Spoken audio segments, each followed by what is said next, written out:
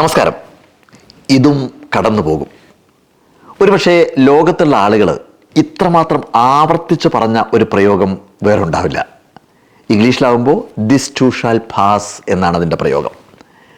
ഓരോ രാജ്യക്കാരും ഇത് അവരവരുടെ രാജ്യത്ത് നിന്നുണ്ടായ പ്രയോഗമാണെന്ന് പറഞ്ഞ് ഇഷ്ടം പോലെ കഥയും കവിതയും ഒക്കെ മെനഞ്ഞെടുത്തിട്ടുണ്ട്. എന്തായാലും ഇതൊരു ഉഗ്രൻ പ്രയോഗമാണ്.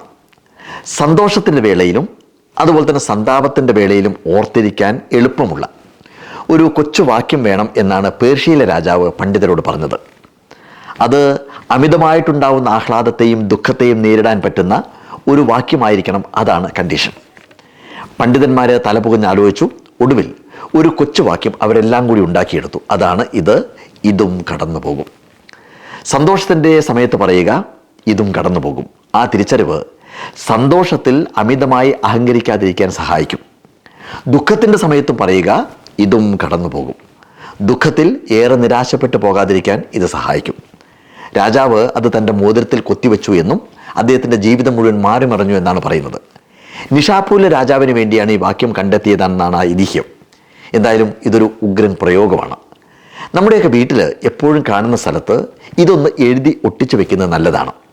ഒരു പ്രശ്നത്തിൽപ്പെടുമ്പോൾ, വല്ലാത്ത ദുഃഖത്തിലേക്ക് ചെന്ന് വീഴുമ്പോൾ ഈ വാക്കുകൾ ഒന്ന് ആഴത്തിൽ വായിച്ച് ഇത്തിരി നേരം കണ്ണും പൂട്ടിയിരുന്ന സ്വന്തം മനസ്സിനെ അങ്ങ് പവർഫുൾ ആക്കാൻ കഴിഞ്ഞു കഴിഞ്ഞാൽ ഇതിലും നല്ലൊരു മോട്ടിവേഷനൊന്നും എവിടെയും കിട്ടാൻ പോണില്ല. ഈ ഇൻക്ലൂസീവിൻ്റെ യാത്രയിൽ ഞങ്ങൾ ഇത് ശരിക്കും അനുഭവിച്ചതിൻ്റെ അടിസ്ഥാനത്തിലാണ് ഞാനിപ്പോൾ ഇത് പറയുന്നത്. ഭാരതത്തിലുടനീളം യാത്ര ചെയ്യുമ്പോൾ, അതും റോഡ് മാർഗം തുടർച്ചയായിട്ട് ഇങ്ങനെ യാത്ര ചെയ്യുമ്പോൾ നിരവധി പ്രശ്നങ്ങൾ ഉണ്ടാവും എന്നുള്ള കാര്യം നമുക്ക് ഊഹിക്കാവുന്നതേ ഉള്ളൂ. നമുക്കൊന്നും മുൻകൂട്ടി കാണാനും പറ്റില്ല. രണ്ടും കൽപ്പിച്ചുകൊണ്ട് അങ്ങ് ഇറങ്ങി പുറപ്പെടുകയാണ്. ഞങ്ങൾ ആദ്യം തന്നെ എന്ത് ചെയ്തു എന്നറിയോ? പോയ വാഹനത്തിൻ്റെ ഉള്ളിൽ എപ്പോഴും ഞങ്ങളുടെ കണ്ണിൽ കാണുന്ന സ്ഥലത്ത് ഇങ്ങനെയൊരു വാചകം എഴുതി യാത്ര പുറപ്പെടുന്നതിന് മുമ്പ് തന്നെ അങ്ങ് ഒട്ടിച്ചു വെച്ചു. ശരിക്കും പറഞ്ഞാൽ അതിൻ്റെ ഇമ്പാക്റ്റ് ഗംഭീരമാണ്. എവിടെന്നെങ്കിലുമൊക്കെ നല്ല സ്വീകരണവും ചേർത്ത് പിടിക്കലും ഒക്കെ കിട്ടി സന്തോഷം കൊണ്ട് മതിമറന്ന് വണ്ടിയിലേക്ക് കയറുമ്പോൾ ഞങ്ങൾ അതിലേക്ക് ചൂണ്ടിയിട്ട് പറയും, അഹങ്കരിക്കേണ്ട കേട്ടോ, ഇതും കടന്നു പോകും. കഴിഞ്ഞ സെപ്റ്റംബറിൽ വെസ്റ്റ് ബംഗാളിലൂടെയും സിക്കിമിലൂടെയും ഒക്കെ ഒഴുകുന്ന ആ തീസ്ത നദിയിലെ വെള്ളപ്പൊക്കത്തിൽ തകർന്നടിഞ്ഞ റോഡിലൂടെ ഞങ്ങളിങ്ങനെ കടന്നു പോകുമ്പോൾ ഒരു ഭാഗത്ത് അഗാധ ഗർത്തമുള്ള ചുരത്തിലൂടെ അരികെ ചേർന്നിങ്ങനെ കടന്നു പോകുമ്പോൾ നിരാശയോട് കൂടിയിട്ട് കണ്ണിലേക്ക് നോക്കുന്ന നാസറിനോടും നൗഷാദിനോടും ഞങ്ങൾ ഇതും പറഞ്ഞു, ഇതും കടന്നു പോകും. യമുന എക്സ്പ്രസ് ഹൈവേയിലൂടെ ഒന്നും നോക്കാതെ ഇങ്ങനെ സുഖമായിട്ട് ഓടിച്ചു പോകുമ്പോൾ ഞങ്ങൾ പരസ്പരം പറഞ്ഞു, ഇതും കടന്നു പോകും. വീണ്ടും ഞാൻ പറയുകയാണ്, എല്ലാ പ്രശ്നങ്ങൾക്കിടയിലും ജീവിതത്തിന് വലിയ ടെൻഷനൊന്നും ഇല്ലാതെ മുന്നോട്ട് നയിക്കാൻ ഇതൊരു ഗംഭീര പ്രയോഗമാണ്.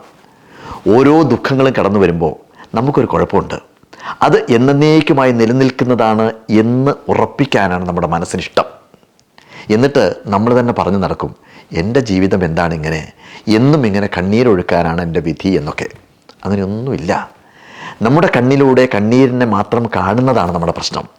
അതങ്ങ് തുടച്ചു മാറ്റിയിട്ട് ഉറച്ചങ്ങ് വിളിച്ച് പറയണം, ഇതും കടന്നു പോകും. എന്നിട്ട് ആ ഇരുട്ടിന് പകരം കണ്ണീരിന് പകരം നല്ല പ്രകാശം കണ്ണിൽ നിറയ്ക്കണം. അത് അവനവൻ വിചാരിച്ചാൽ മാത്രമേ നടക്കൂ. അപ്പോൾ ഓർത്തു വയ്ക്കുക, ഇതും കടന്നു പോകും.